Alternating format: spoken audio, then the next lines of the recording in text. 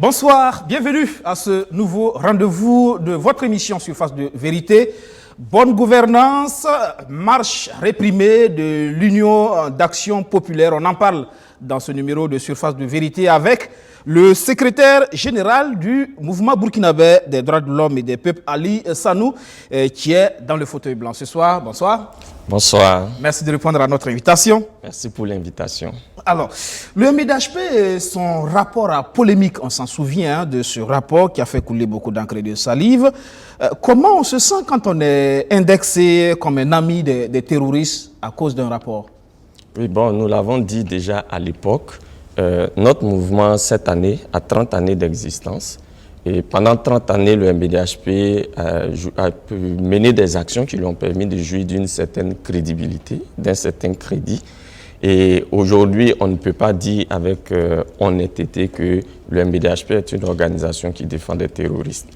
En produisant son rapport, ce que le MDHP a voulu faire, c'est attirer l'attention de l'opinion sur des dérives qui sont menées par des éléments des forces de défense et de sécurité qui conduisent à extraire des personnes de leur foyer, à les abattre devant leurs proches, sans donner la preuve ou sans fournir la moindre preuve que ces personnes-là sont des terroristes.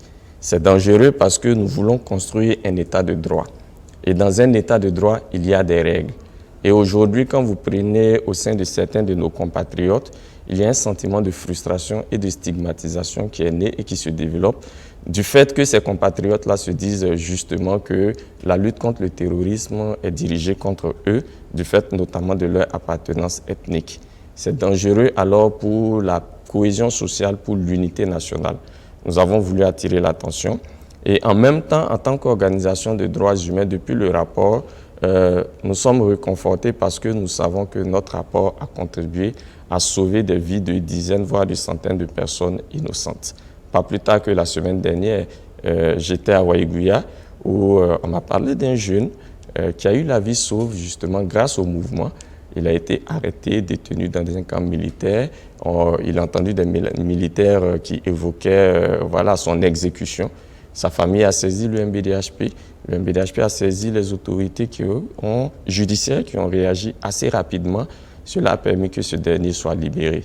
Donc l'impact, il est certain. Ça veut dire que désormais, les forces de défense et de sécurité font attention justement sur le terrain?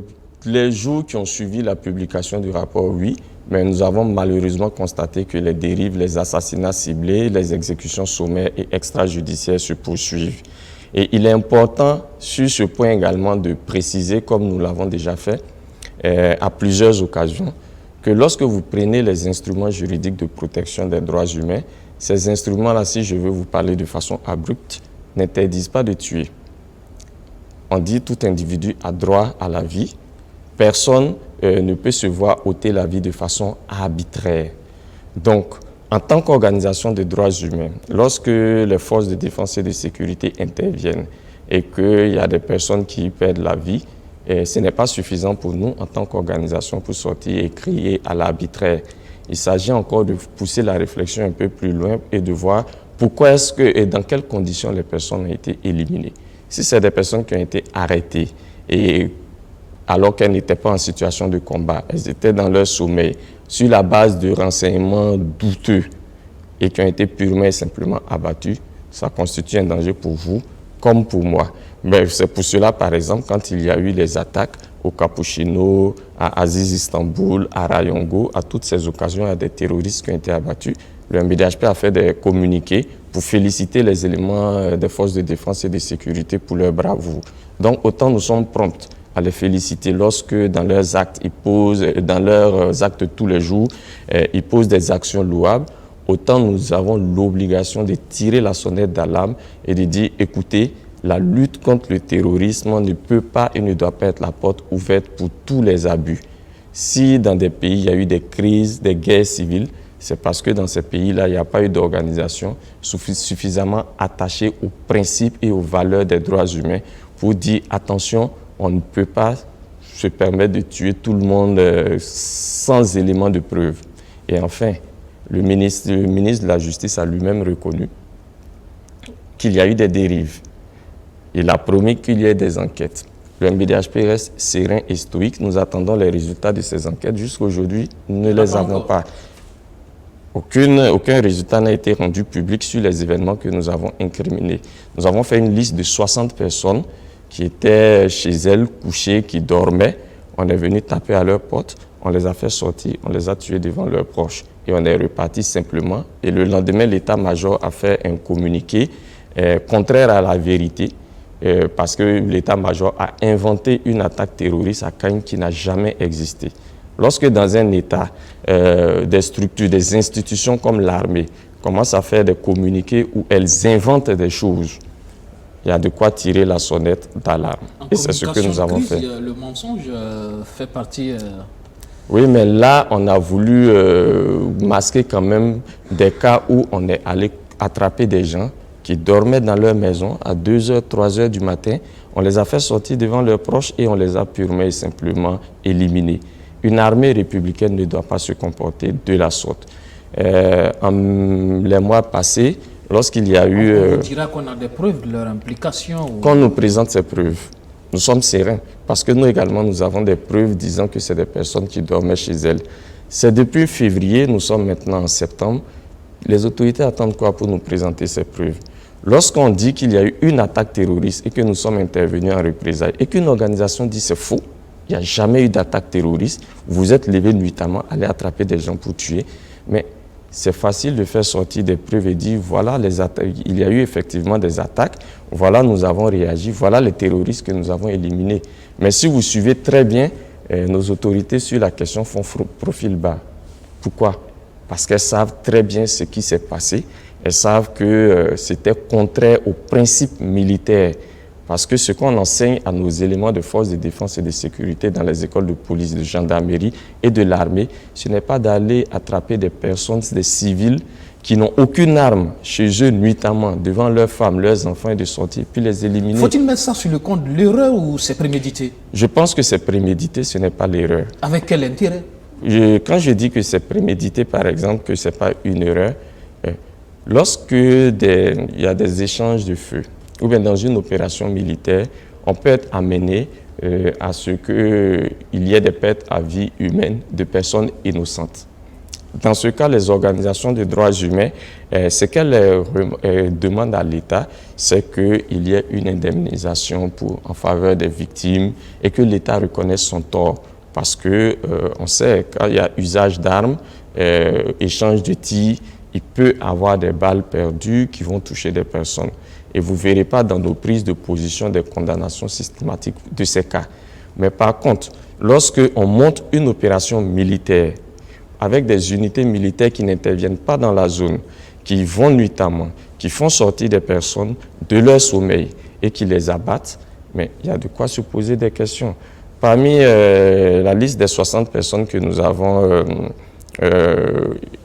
identifiées, sur les 146 que l'état-major terroriste, présumé que l'état-major des armées dit avoir abattu, la plupart, la quasi-totalité, c'était des gens qui dormaient chez eux, nuitamment. On a des proches qui ont fait des témoignages, qui ont même écrit au procureur général près la cour d'appel et donné, près la cour d'appel de Ouagadougou, ils ont donné leurs contacts et ils ont dit, monsieur le procureur, nous avons suivi ce qui s'est passé. Nous sommes des témoins. Nous sommes prêts à venir témoigner pour dire ce qui s'est passé. Mais depuis février à aujourd'hui, la justice ne les a pas touchés. Si on est sûr que ce que nous disons, c'est de la fabulation, ce n'est pas de la réalité, mais que la justice touche ces personnes. Et jusqu'à présent, comment effectivement les choses se passent côté judiciaire? L'MDHP qui est censé accompagner les victimes justement dans ce sens, dans cette quête de vérité et de justice. C'est le statu quo. On constate qu'il y a un jeu de ping-pong judiciaire qui est vraiment curieux. Je vous prendrai deux exemples. Le premier, c'est celui d'un monsieur, Diakité Saliou, qui, courant mai, a été arrêté par la gendarmerie de Batié. Et la gendarmerie, sur la base de certains éléments que nous n'avons pas l'a arrêté, et par la suite, il a été transféré à Bobo-Dioulasso, à la gendarmerie. Et quand il a été arrêté à Batié, la famille a été informée, je pense par les soins de la gendarmerie, Quand il a été transféré à Bobo-Dioulasso dans des conditions qu'on ne sait pas également, la gendarmerie a convoqué sa famille qui s'y est rendue et on a informé la famille qu'il était malade, il est mort, purement et simplement. La famille dit « Ok, dans ce cas, est-ce qu'on peut nous faire une autopsie ?» Les autorités judiciaires s'opposent. La famille touche le MBDHP en même temps que le collectif contre l'impunité et la stigmatisation des communautés. Nos deux structures touchent le procureur du tribunal de grande instance de Bobo-Dioulasso pour demander si une autopsie peut être faite. Le procureur dit non, c'est à Bati qu'on l'a arrêté. Il faut demander donc au procureur du TGI de Gawa, dont relève Bati, parce que moi je ne suis pas compétent. On touche le TGI du procureur de Gawa et le procureur du TGI de Gawa qui lui par contre dit écoutez, il est mort à Bobo, donc je ne suis pas également compétent. Vous voyez ce jeu de ping-pong judiciaire. Finalement on dit non, les juridictions ordinaires ne sont pas compétentes, il faut toucher le tribunal militaire. C'est depuis le mois de mai, nous sommes en septembre. Figurez-vous que le corps de ce monsieur est toujours à la morgue de l'hôpital de Bobo-Dioulasso. Depuis tout ce temps? Depuis tout ce temps, parce que sa famille tient à ce qu'il y ait une autopsie. Et c'est difficile, l'autopsie? C'est difficile à faire? C'est pas difficile à faire. Il y a un manque de volonté de faire l'autopsie. C'est pareil pour le cas de l'ODJ? Des deux militants de l'ODJ qui ont été froidement abattus, assassinés depuis le 31 mai. Nous sommes maintenant en septembre. Les deux corps gisent toujours à l'hôpital, à la morgue de l'hôpital de Bogodogo, en attente d'une autopsie. Et ce qu'on constate, c'est que malgré les engagements que les autorités prennent, notamment le ministre de la Justice que nous avons rencontré sur ces cas, il a dit non, je prendrai des dispositions assez rapidement pour que les autopsies soient faites et je vous reviens. Aucune disposition n'a été prise. Mais ce qu'il faut comprendre, c'est que les autopsies en elles-mêmes constituent un pas dans un ensemble plus large qui est celui de la recherche de la vérité et de la justice pour tous ces cas. Pourquoi les autorités mettent-elles autant de freins pour qu'il y ait la vérité et la justice? Et ce, d'autant plus que dans le cas des deux militants et responsables de l'ODJ Yaga qui ont été assassinés, ce qui est curieux, c'est qu'après qu'ils aient été criblés de balles, les assassins ont pris le temps de nettoyer la scène de crime, de ramasser les douilles de balles et de partir. Oui. Est-ce qu'un terroriste fera ça? Est-ce qu'un terroriste qui voudrait qu'on dise, on sache que c'est lui qui a posé des actes, fera ça? Et l'un des corps des deux camarades a été mutilé. Après l'avoir tué, ceux qui l'ont tué n'étaient pas suffisamment satisfaits. Ils lui ont en plus crevé les yeux. Alors que c'est des gens qui étaient déjà menacés. L'ODJ, depuis le mois de mars, a attiré l'attention de l'opinion en disant dans le Yaga, les autorités menacent, notamment la gendarmerie, ont préféré proférer des menaces contre leurs responsables depuis le mois de mars. Qu'est-ce qui a été fait pour assurer la sécurité de ces personnes? Absolument rien. Voilà pourquoi au niveau du MBDHP, nous disons les exécutions sommaires, extrajudiciaires, les assassinats ciblés et les assassinats de masse ouvrent la voie à toutes les dérives, à tous les règlements de compte possibles. Aujourd'hui, on ne peut pas admettre, on ne peut pas accepter qu'au nom de la lutte contre le terrorisme, des enfants de ce pays-là soient arrêtés, soient tués et la justice reste inerte. Et ce, d'autant plus que dans le cas des deux militants de l'ODJ, c'est des personnes qui ont été décorées par l'État burkinabé et qui sont reconnus comme des héros de la nation du fait des actes de bravoure qu'ils ont posés dans la province du Yaga durant l'insurrection populaire. Déjà à l'époque, 5 de leurs camarades avaient été tués. Ces deux camarades-là, par la suite, ont été décorés en 2015 par l'État burkinabé qui a fait d'eux des héros nationaux. Donc nous sommes dans un pays où des héros nationaux sont froidement abattus. Et plusieurs mois après, les familles sont toujours en train de demander qu'il y ait des actes judiciaires minima, à savoir des autopsies, que la justice soit faite, etc. Mais nous avons des autorités qui, malheureusement, font la sourde oreille. Tout ça amène à nous dire qu'il y a quelque chose qui ne tourne pas rond dans toute cette affaire. Mais heureusement, aussi bien les familles que leur organisation, que l'ensemble des démocrates et patriotes de notre pays restent mobilisés et soudés pour exiger qu'il y ait la vérité sur ces cas, sur Yirgou, sur Kagne et sur tous les autres cas d'assassinats ciblés dans notre pays. Et c'est d'ailleurs l'un des objectifs de la marche meeting du 16 septembre de l'Union d'action populaire. Cette marche réprimée justement, on en parle. Alors, les yeux et les poumons ont pu résister finalement au gaz lacrymogène?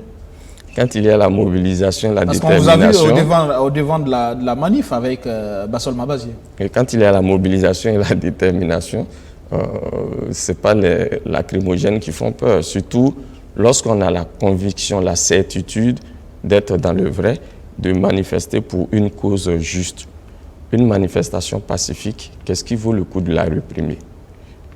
Pourquoi réprimer une manifestation pacifique? Je signale que le 16 septembre, c'était une journée nationale d'interpellation et de mobilisation autour d'une plateforme.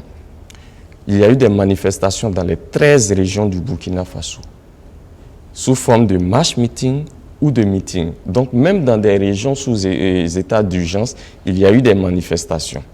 Et du point partiel que nous avons, il y a eu des manifestations dans plus de 250 communes. Notre pays compte 352, je pense, communes, si je ne me trompe pas. Il y a eu des manifestations dans plus de 250 communes.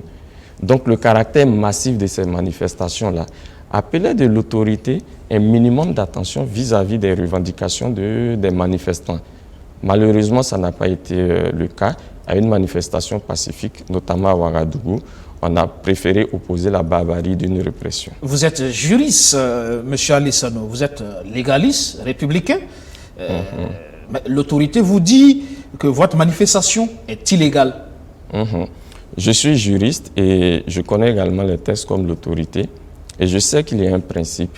Une autorité ne peut pas apprécier la légalité ou l'illégalité ou encore moins l'opportunité d'une manifestation pacifique. Ah bon? Oui. La manifestation était pacifique. Du moment où une manifestation est pacifique, on ne peut pas l'interdire pour une raison toute simple. Il y a des textes qui encadrent les manifestations. Et c'est de ces textes que je parle. Le système de manifestation dans notre pays, c'est la déclaration. Lorsque nous voulons faire une manifestation, la lettre que nous adressons au maire, l'objet, c'est information. Ce n'est pas une demande d'autorisation. L'objet, c'est information. Parce que la loi dit, 72 heures avant une manifestation, vous informez l'autorité. Mais quand on vous informe, ce n'est pas pour que vous décidiez de la tenue de la manifestation ou pas. Quand on vous informe, c'est pour que vous preniez acte de la manifestation. Mais la mairie aussi est en droit, par rapport à l'opportunité, d'interdire la manifestation. Sur quelle base? La base de quel texte? Vous dites, soyons légalistes jusqu'à la fin. Sur la base de quel texte? Je vous dis que les textes dans notre pays disent que l'autorité est informée. On ne demande pas l'autorisation pour tenir une manifestation. Mais la seule restriction qui peut faire qu'une manifestation soit interdite, la seule restriction, c'est le caractère pacifique ou non de la manifestation. Est-ce que la manifestation du 16 septembre était une manifestation pacifique ou pas? Il y a cette question de délai de 15 jours francs ou pas? Non, il y a deux aspects. Il y a le mot d'ordre de grève, je peux y revenir après de 15 jours, et à la manifestation, la marche. Pour la marche, le délai est de 72 heures, 3 jours. Nous avons respecté. J'ai ici la lettre du maire de la commune de Ouagadougou. Dans sa lettre, il n'interdit pas la manifestation. Dans sa lettre, il nous dit, vous m'informez que vous tenez une manifestation, mais je suis au regret de constater et de vous dire que, au regard du contexte actuel dans notre pays, on ne peut pas mobiliser les forces de défense et de sécurité pour assurer la sécurité de votre manifestation. Point. Nous avons rencontré le vendredi 13 nous avons rencontré le vendredi 13 les autorités, le ministère de l'administration territoriale, le maire de la commune de Ouagadougou ainsi que le ministre de la Justice. Au cours de la rencontre, le président du MBDHP qui y était a dit au maire, ne sommes pas contents de voir que vous interdisez la manifestation. Le maire a dit non, la mairie n'interdit pas la manifestation.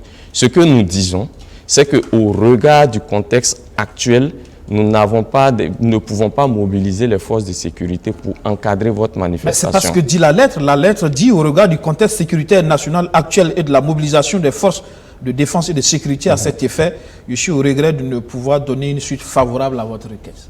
Et cette lettre, le maire, je vous le dis, nous a dit, Parce que vous voyez, il n'y a pas eu de requête. Si vous lisez toute la lettre, il dit, vous m'informez que vous avez une manifestation. Premier point. Deuxième point, au regard du contexte actuel, je suis au regret de vous dire que je ne peux accorder une suite favorable à votre requête. Une information, ce n'est pas une requête. Premier aspect, nous avons rencontré le maire en présence du ministre de l'administration territoriale, en présence du ministre de la Justice et certains de leurs collaborateurs. Nous avons dit, monsieur le maire, vous interdisez notre manifestation. Il a dit, en présence de ces deux autorités, non, je n'interdis pas la manifestation. Je vous dis qu'au regard du contexte sécuritaire actuel, on ne peut pas avoir des forces de sécurité pour encadrer la manifestation. Nous avons dit, il n'y a pas de problème. Nous pouvons nous-mêmes encadrer notre manifestation. C'est ce que le maire a dit. C'est ce que le maire a dit en présence de ces deux autorités. Mais même mieux, un de vos confrères a demandé au ministre de l'administration territoriale, est-ce que la manifestation est interdite, oui ou non? Il n'a pas pu répondre à la question. Il a dit non, ce qui est sûr n'est pas autorisé. On dit, monsieur le ministre, la manifestation est interdite ou pas? Parce que du moment où des personnes décident de faire une manifestation, du moment où c'est des organisations qui sont connues, les premiers responsables sont connus, la manifestation est pacifique, les autorités ne peuvent pas l'interdire. Vous imaginez le recul démocratique grave que cela serait si on donnait la possibilité à une autorité de dire non, une manifestation ne peut pas se tenir? Ça serait très grave. Donc, il y a les textes, il y a les lois. Nous avons agi conformément aux textes et aux lois en vigueur dans notre pays. Pour les manifestations à venir, nous continuerons à faire comme par le passé. Ah bon? Nous allons adresser une lettre d'information aux responsables de la mairie, partout où nous irons, parce que c'est ce que la loi nous dit. Et la loi ne dit pas qu'une autorité puisse, elle, les capacités pour interdire une manifestation. C'est concernant la légalité de la marche que nous avons tenue. Une autorité ne peut pas interdire une manifestation. Elle prend acte, elle prend des dispositions pour encadrer la manifestation. Mais elle ne peut pas. Il aurait dû mettre clairement, au regard des événements, votre manifestation est interdite.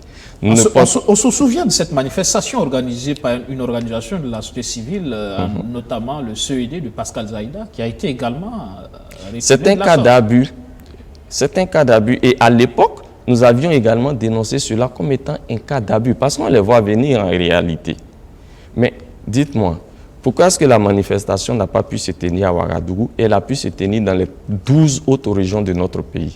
Pourquoi la manifestation n'a pas pu se tenir à Ouagadougou et elle a pu se tenir dans plus de 250 communes rurales ou urbaines de notre pays? Il faut se poser quand même des questions. Est-ce qu'aujourd'hui, le fait que des citoyens burkinabés décident de sortir pour manifester, pour dire, écoutez, il y a le terrorisme qui monte dans notre pays, l'État doit assurer la sécurité des personnes. Nous ne pouvons pas comprendre que dans des zones sensibles, comme Gorgadi, comme Tongomaël, comme Djibo, comme Arbinda, les éléments des forces de défense et de sécurité travaillent dans des conditions difficiles qui font que la police est obligée de fermer et rejoindre des zones plus sûres. Nous ne pouvons pas comprendre qu'il y ait des assassinats ciblés, des assassinats de masse, des exécutions sommaires qui nourrissent le cycle infernal du terrorisme et que depuis des mois, les autorités sont informées qu'elles ne fassent rien. Nous ne pouvons pas comprendre qu'il y ait des bases militaires étrangères dans notre pays, comme l'armée française, qui constituent même un danger pour notre souveraineté et notre dignité nationale. Il faut que ces bases militaires partent. Vous pensez qu'avec une plateforme pareille, il faut attendre l'autorisation d'un gouvernement pour manifester? Mais c'est justement cette plateforme qui semble poser problème. On a vu justement, dès l'annonce de cette manifestation, on a vu des membres de l'unité d'action syndicale s'en démarquer. Justement, ils parlent de plateforme improvisée et puis aux objectifs inavoués. Vous savez, le MBDHP a suivi les événements de bout en bout. Nous nous assumons en tant qu'organisation sur nos prises de position. Ce que nous attendons des autres, c'est qu'ils s'assument également sur leur prise de position.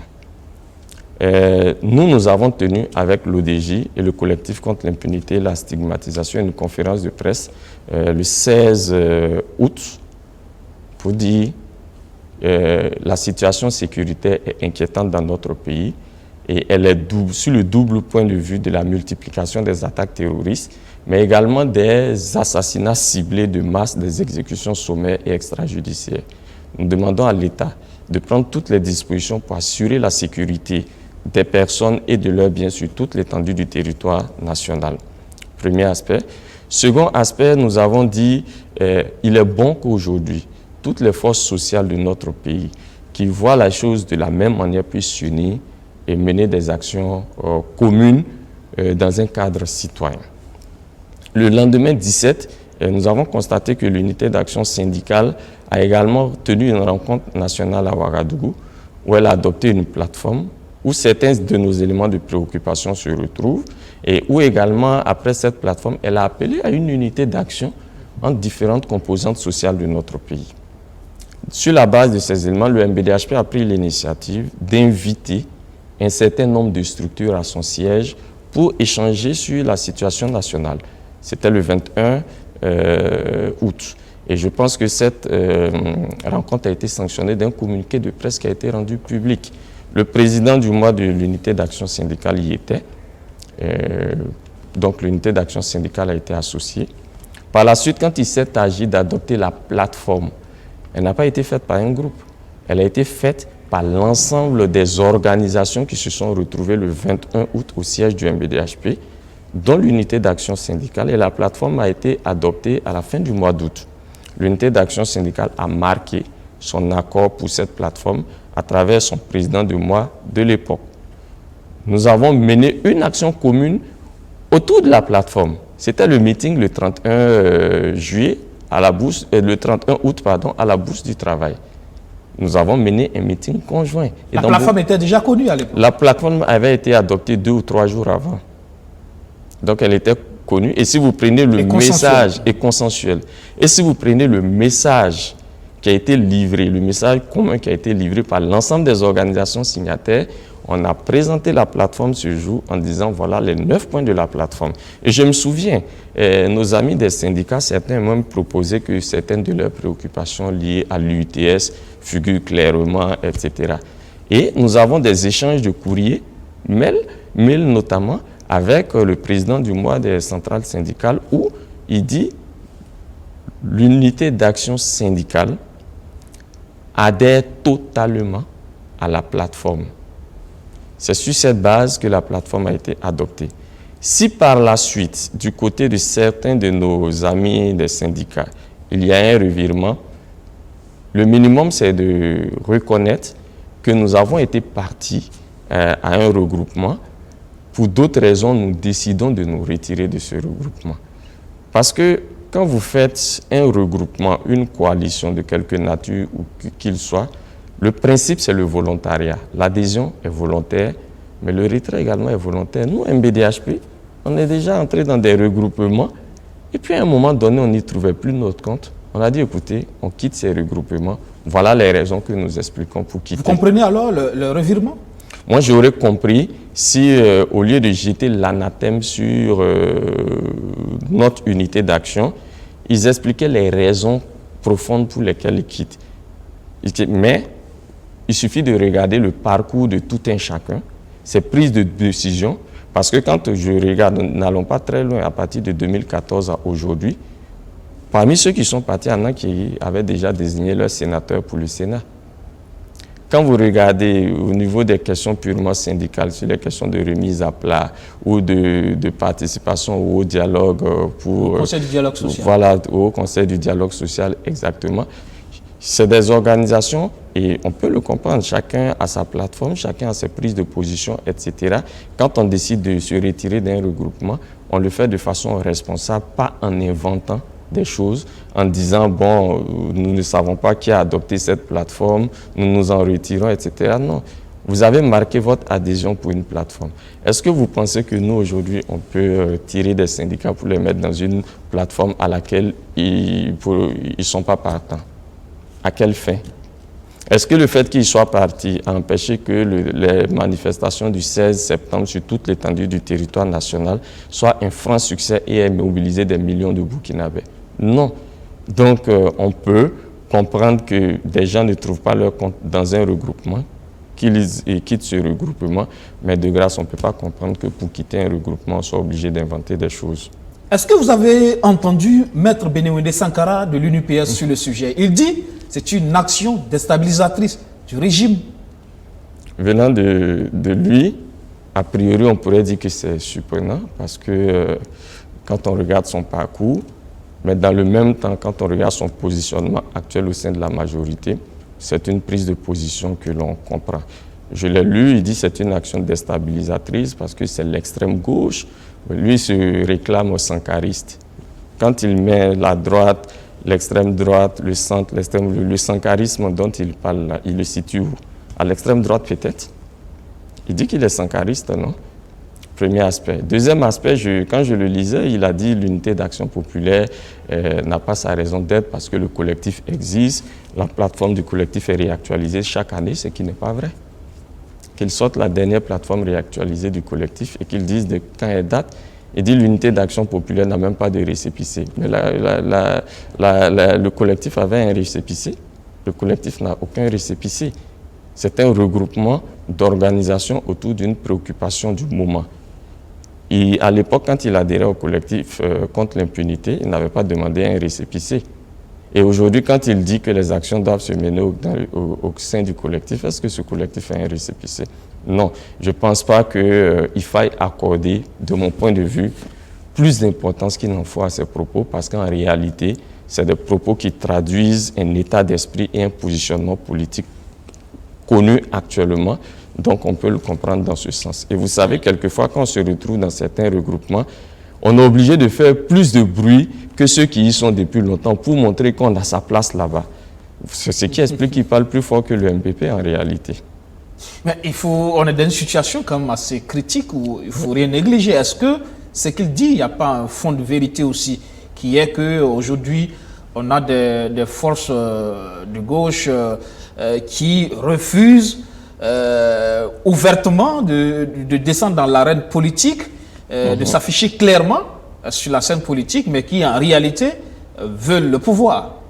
Oui, mais moi je ne peux pas en vouloir à une force politique qui a une plateforme, qui a une orientation et qui se bat pour la réalisation de cette orientation. L'essentiel pour moi, c'est qu'elle soit conforme aux intérêts de notre peuple. Un point, c'est tout.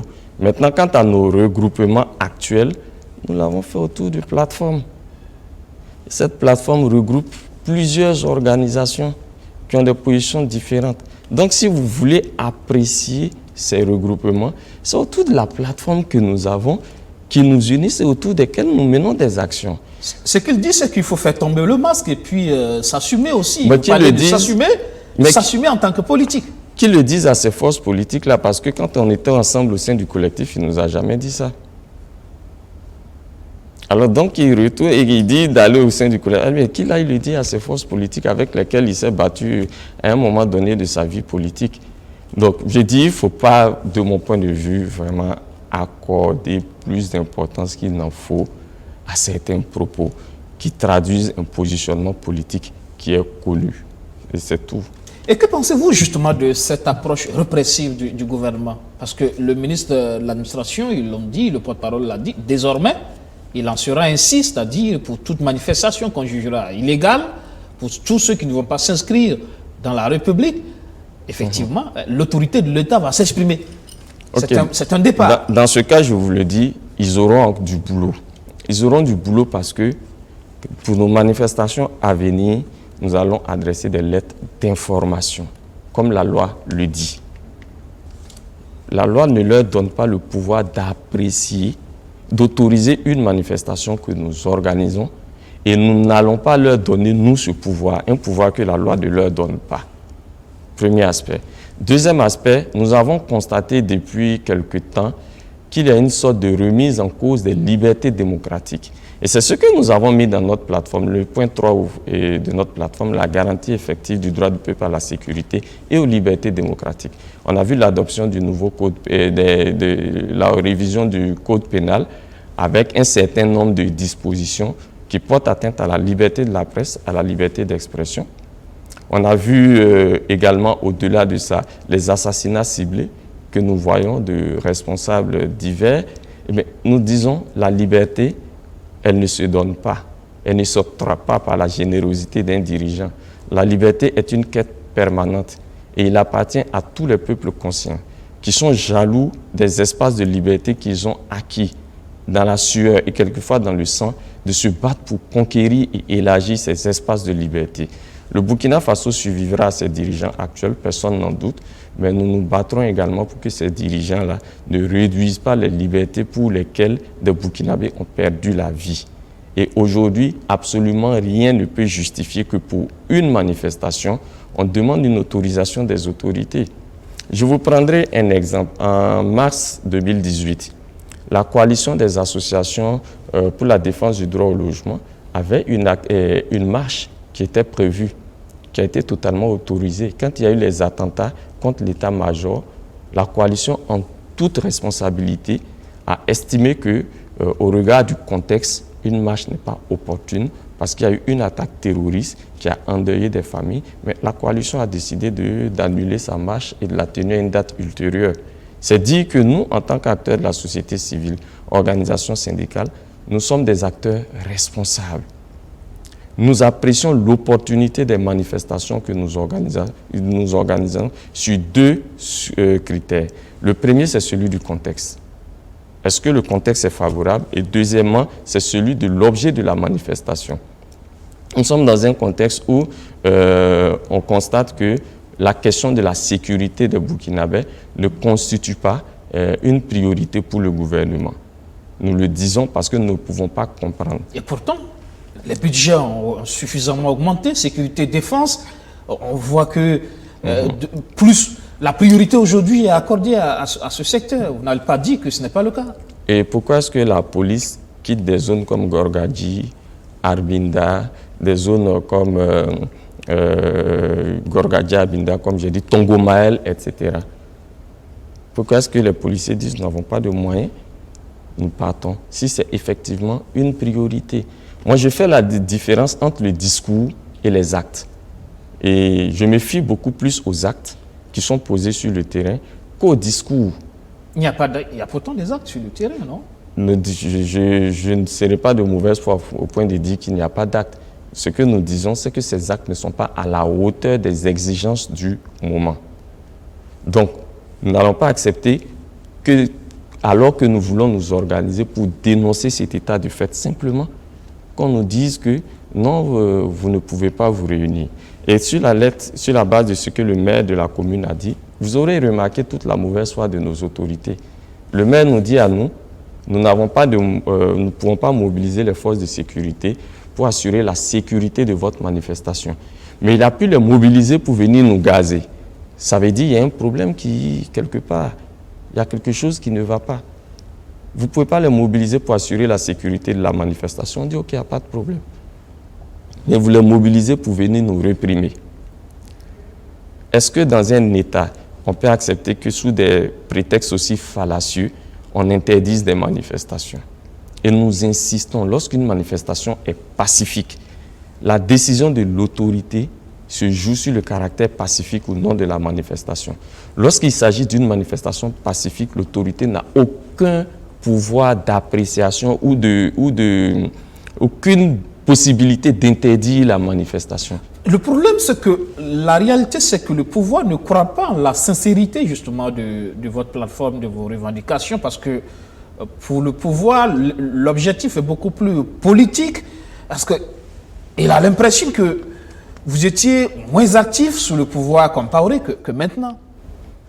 Vous savez, on ne peut pas empêcher les gens de se jeter dans les affabulations. Nous avons une plateforme. C'est autour de cette plateforme-là, nous posons nos actes. Maintenant que le pouvoir se mette dans une frilosité qui traduit en réalité son niveau et son degré de confiance en lui-même, ça le regarde lui. Nous avons une plateforme, nous nous mobilisons autour de cette plateforme, point barre. Et quand on dit nous n'étions pas aussi actifs sous le régime de Blaise Compaoré, c'est peut-être ceux qui ont commencé à suivre l'évolution socio-politique du Burkina à partir de 2014 qui peuvent tenir ce type de raisonnement. À partir de 2014, sinon toutes les organisations, que ce soit le MBDHP, la CGTB, l'UGEB ou l'ODJ, qui ont été créées avant l'insurrection populaire, mais on ne peut pas dire que ces organisations n'étaient pas actives. Ce qu'on vous reproche, c'est justement de n'avoir pas pris une part active à l'insurrection populaire. Ok, nous avons dit à l'époque, et nous l'assumons, que la quête du changement doit être toujours suivie d'une visée plus large en termes d'alternatives. Et ça, nous l'assumons. Et jusqu'à aujourd'hui, nous l'assumons. Maintenant, si les gens veulent pousser cette prise de position au point d'aller dire que nous n'avons pas participé à l'insurrection populaire, c'est leur point de vue, ça les regarde. Moi, je sais que les 30 et 31 octobre, il y a des gens qu'on a croisés dans la rue qui nous ont vus, qui nous ont reconnus. Mais ça, c'est au niveau de nos organisations, on ne se bat pas pour assumer la paternité d'une insurrection populaire. Chacun apporte sa contribution. En 2015, lorsqu'il y a eu la résistance au coup d'État, mais ceux qui se plaignent aujourd'hui de notre activité, ils ne se sont pas plaints à l'époque. Si nous n'avions pas résisté, ils ne seraient certainement pas là où ils sont. Et beaucoup parmi eux seraient certainement hors du pays aujourd'hui. Donc, que les gens sachent raison garder et ne se jettent pas dans les affabulations. Le plus important, nous avons une plateforme. Que les autorités regardent cette plateforme, apportent des éléments de réponse aux préoccupations qui sont contenues dans cette plateforme et c'est tout. Maintenant, quant au fait de dire que c'est des revendications politiques, le jour où d'autres forces politiques auront la capacité d'organiser des manifestations dans les 13 régions du Burkina, dans plus de 250 communes de notre pays. Dans ce cas, il faut accorder un minimum de considération à ces forces politiques-là.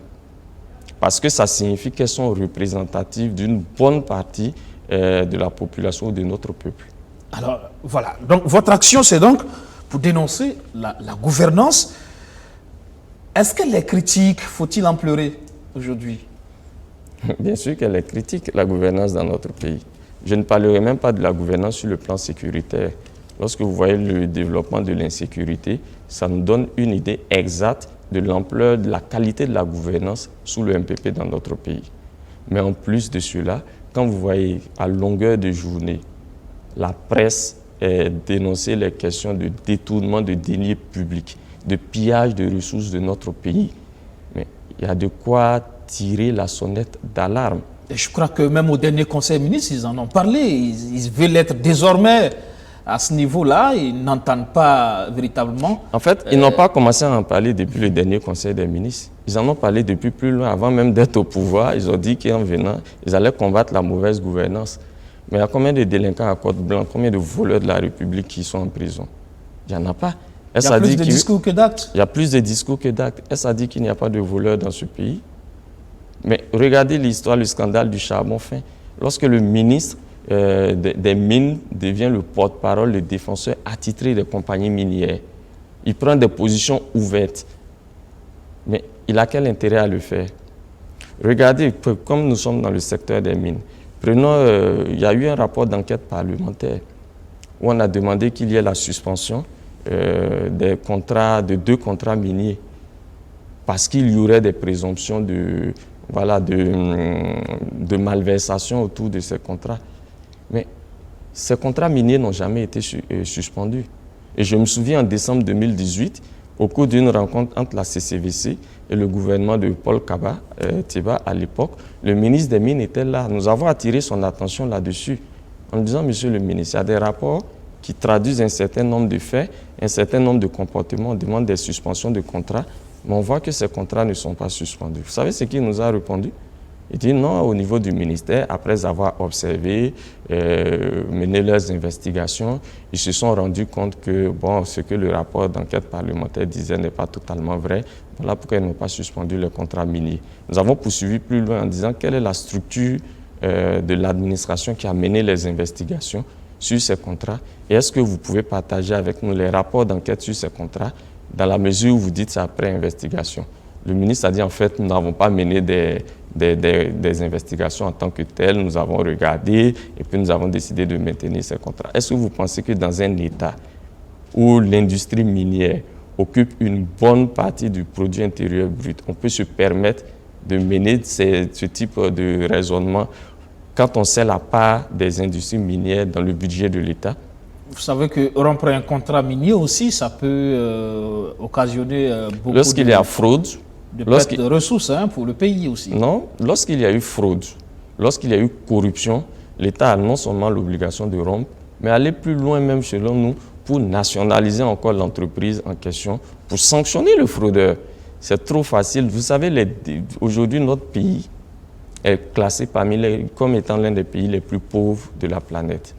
Aujourd'hui, nous avons des centaines, peut-être des milliers de femmes qui meurent sur des tables en train de donner la vie. Nous avons des centaines de milliers d'enfants qui n'ont pas accès à l'éducation. Aujourd'hui, le paludisme tue chaque année des milliers de Burkinabés. Les défis en termes de développement que notre pays doit surmonter sont énormes. Et ces défis-là justifient qu'on n'accepte pas qu'il y ait la fraude et la corruption dans des secteurs stratégiques. On n'accepte pas que nos ressources soient pillées. Si nos ressources sont pillées par des multinationales étrangères, tout pouvoir patriote a l'obligation de prendre des mesures pour redonner au peuple son bien. Vous avez un code minier qui encadre tout ça? Un code minier d'orientation très libéral, inspiré par la Banque mondiale et le FMI. C'est sous ce code minier que nous constatons qu'aujourd'hui, l'or ne profite pas aux Burkinabés. Donc, il faut avoir le courage de le dire. Et le même code minier, lorsqu'il fait des concessions, en ce qui concerne le fonds de développement local, les industries minières refusent de payer ce fonds. Et qu'est-ce que l'État fait? Il ne fait rien. Il ne fait rien. Aujourd'hui, ayons le courage de dire que nos ressources minières sont pillées par les multinationales étrangères avec malheureusement la complicité explicite ou tacite de nos responsables. Et c'est ce qui n'est pas acceptable. Notre Constitution dit... Vous savez que l'État est actionnaire dans les sociétés minières. À quel pourcentage? Même si ce n'est pas beaucoup. Prenons le cas d'un pays comme la Norvège, qui n'est pas une puissance économique ou militaire, mais qui constamment occupe le premier rang du classement du PNUD dans le développement humain durable. Les Norvégiens sont réputés pour vivre bien, pour être à l'aise. Mais ce qu'ils ont comme industrie minière, la part de l'État est de l'ordre de 80%. Et chez nous, on a 10%. C'est-à-dire nous avons notre or sous des prétextes selon lesquels nous n'avons pas les moyens d'investir, etc. Mais nous créons des compagnies minières où l'État est ultra minoritaire et nous accordons des exonérations aux entreprises minières qui viennent s'installer chez nous. Et lorsque... Il faut améliorer le climat des affaires aussi pour permettre aux investisseurs pourquoi est-ce que vous voulez détacher toute cette théorie économique libérale de la réalité de notre peuple? Si c'était suffisant pour améliorer les conditions de vie et d'existence des Burkinabés, aujourd'hui, je pense que nous ne serions pas l'un des pays les plus pauvres de la planète. Donc, ayons le courage à un moment de nous dire, au-delà des théories libérales, des théories économiques libérales qui sont imposées par la Banque mondiale et le Fonds monétaire international, les options économiques que notre pays a prises sont des options qui maintiennent notre peuple dans la misère. Notre Constitution dit que les richesses nationales appartiennent au peuple, elles doivent être utilisées pour l'amélioration des conditions d'existence de ce peuple. C'est ce que la Constitution dit. Est-ce qu'aujourd'hui, l'or au Burkina Faso est utilisé correctement pour l'amélioration des conditions d'existence des Burkinabés? C'est peut-être la bonne gestion des ressources, sinon l'or génère des ressources.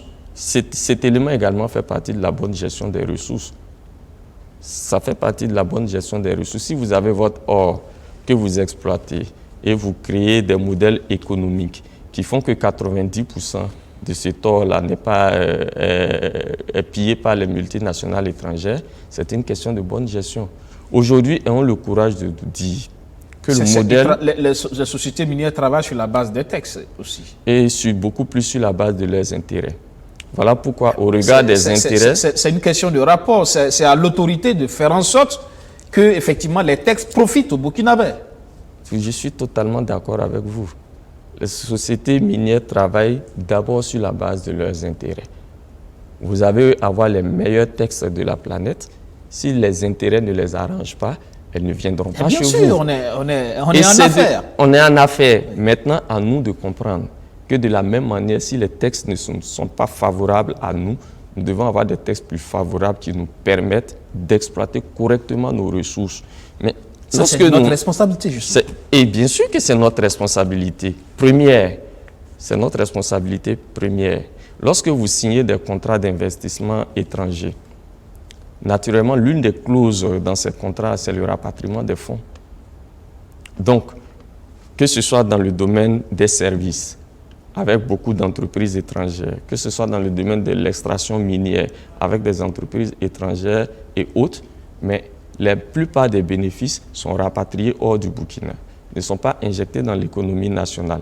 Ça fait que si vous comparez les flux financiers entre nos pays, qui quittent nos pays vers les pays occidentaux, et les flux financiers qui quittent ces pays vers les nôtres, abusivement appelés aide au développement, vous verrez qu'il n'y a pas match. À cela, quand vous ajoutez la fraude fiscale et autres, et l'évasion fiscale, parce que nous n'avons pas un système fiscal qui nous permet de pouvoir empêcher cette évasion fiscale, de pouvoir lutter efficacement contre cette évasion fiscale, vous comprenez pourquoi nous sommes parmi les pays les plus misérables de la planète. Les rapports entre les États, c'est une question de rapport de force. À nous de nous assumer et de faire en sorte...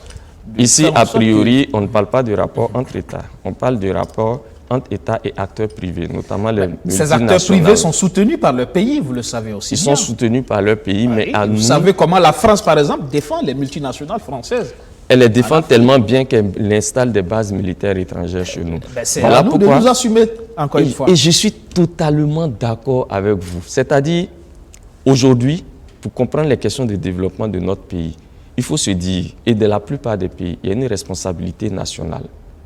Parce que l'État est celui-là qui a l'obligation première de mener des politiques de développement appropriées.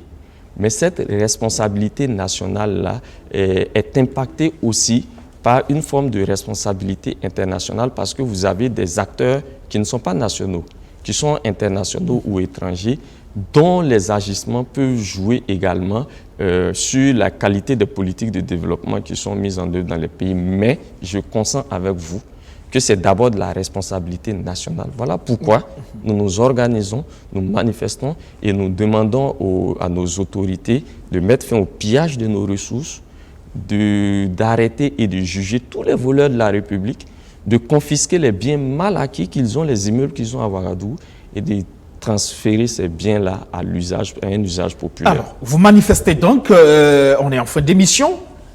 La manifestation du 16 septembre a été réprimée justement et l'État a dit désormais il en sera ainsi pour les manifestations qu'on estimerait illégales.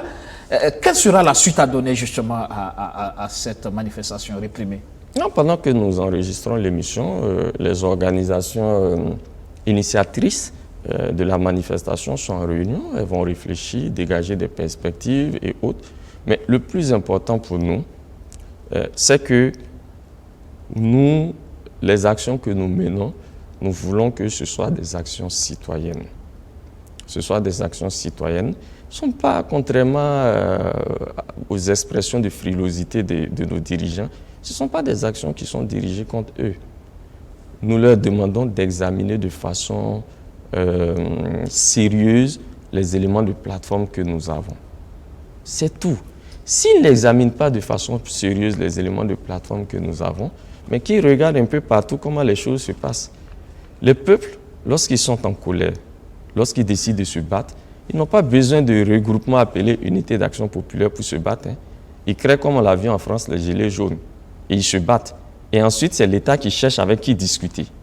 Donc, quand il y a des organisations sociales comme les nôtres encore, qui canalisent ce mécontentement dans une plateforme et qui les soumettent, l'État a encore la chance parce qu'il a un interlocuteur.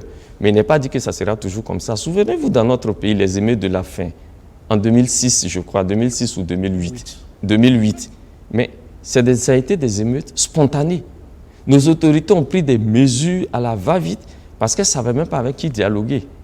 Quoi qu'on dise aujourd'hui, c'est ce qui va arriver. Regardez après les attaques de Koudougou, quand il y a eu des rumeurs de mécontentement au sein des éléments des forces de défense et de sécurité. On devait être encore en train de chercher avec qui discuter. Donc, nous offrons une opportunité à l'État de pouvoir anticiper pour une fois. Parce qu'au Burkina, l'anticipation n'est pas la principale qualité de nos dirigeants politiques. Qu'ils anticipent, qu'ils prennent au sérieux ces revendications-là. Dans tous les cas, nous sommes des citoyens. Nous nous assumons. Nous assumons nos responsabilités. Et en ce qui concerne nos droits, nos libertés, nous ne ferons pas un pas en arrière. nous avons des libertés qui nous sont garanties par la Constitution, des libertés que nous avons acquises au prix de la sueur, au prix du sang. Nous n'accepterons pas qu'un pouvoir vienne et s'arroge le droit de pouvoir dire vous avez le droit de manifester, vous pouvez manifester, vous ne pouvez pas manifester. Ça, ce n'est pas le rôle d'un pouvoir. S'ils veulent restaurer, comme ils disent, leur autorité, mais qu'ils aillent réinstaller l'autorité de l'État dans plusieurs pans des régions frontalières de notre pays, où aujourd'hui il n'y a plus d'administration publique. S'ils veulent restaurer l'autorité de l'État, qui commence entre eux. Ceux qui construisent des duplex après des passages à des ministères, là, qu'on commence à les sanctionner, qu'on applique sur l'autorité de l'État. Ceux qui sont englués dans des scandales financiers, qui sont suspectés d'enrichissement illicite, qui commencent à appliquer sur l'autorité de l'État. Quand on veut appliquer l'autorité de l'État, c'est aussi sur les assassins, ceux qui tuent les enfants du peuple. On ne peut pas comprendre qu'on tue des enfants du peuple, qu'on ait des corps qui sont à la morgue en train de demander des autopsies. On ne trouve même pas une autorité de ce pays capable de s'engager à ce que la vérité et la justice soient faites. Et c'est ces mêmes-là qui vont venir nous parler à nous d'autorité de l'État. Je ne pense pas qu'ils aient des leçons à nous donner sur ça. D'accord. Merci. On est en fin d'émission. Vous allez me dire ce que vous pensez du Chérif Sy, ministre de la Défense. Le ministre de la Défense, quand je pense à lui, personnellement, c'est avec déception et regret. Déception et regret parce que ce monsieur, il occupe un ministère stratégique dans le contexte actuel. Il occupe un ministère où différents rapports d'organisations de défense des droits humains, comme le MBDHP ou d'autres organisations étrangères, de médias, font état de dérives extrêmement graves qui sont commises. Et on ne voit pas de lui une réponse politique à la hauteur de ce que nous constatons sur le terrain. Voilà pourquoi, quand je pense à lui, comme je l'ai dit, c'est véritablement avec beaucoup plus un sentiment de déception. Rémi Danguinou, porte-parole du gouvernement. Il est dans son rôle de porte-parole du gouvernement. Dommage qu'il ne soit plus en posture de distribuer des cartons rouges, parce que je pense qu'à longueur de journée, ce serait donné à lui et aux membres du gouvernement des cartons rouges. Vous terminez, Rochma Christian Kaboré. Le chef de l'État, c'est peu que de dire qu'il y a de quoi s'interroger sur sa capacité à répondre aux aspirations profondes des Burkinabés. C'est très peu de le dire. Il a été élu en 2015, dès janvier 2016. Notre pays a connu notamment des attaques terroristes en plein cœur dans la capitale. C'était déjà un déclic suffisant pour qu'il comprenne que la question de la sécurité de son peuple allait être un élément central de son mandat. Mais quand on regarde les différentes personnalités qu'il a eu à nommer au ministère de la Sécurité et de la Défense, quand on regarde le peu de sérieux, et c'est peu encore de le dire, qu'on a mis dans la question de la lutte contre le terrorisme, jusqu'à ce que ça prenne l'ampleur que les choses ont prise actuellement, on se dit qu'il aurait dû mieux faire, mais que malheureusement, il n'a pas été à la hauteur de ses promesses et des aspirations de notre peuple. Ali Sanou, secrétaire général du MBDHP, merci d'être passé dans le fauteuil blanc. Merci de nous avoir invités. J'espère que la prochaine fois, vous me permettrez de m'asseoir sur le fauteuil rouge. Pas de souci. Merci. Merci. Mesdames, Messieurs, ça sera tout pour ce numéro de Surface de Vérité. Merci de l'avoir suivi. Le bonsoir en particulier à tous ceux qui nous suivent du côté de la ville de Bamako. Excellente soirée sur notre chaîne. Bonsoir.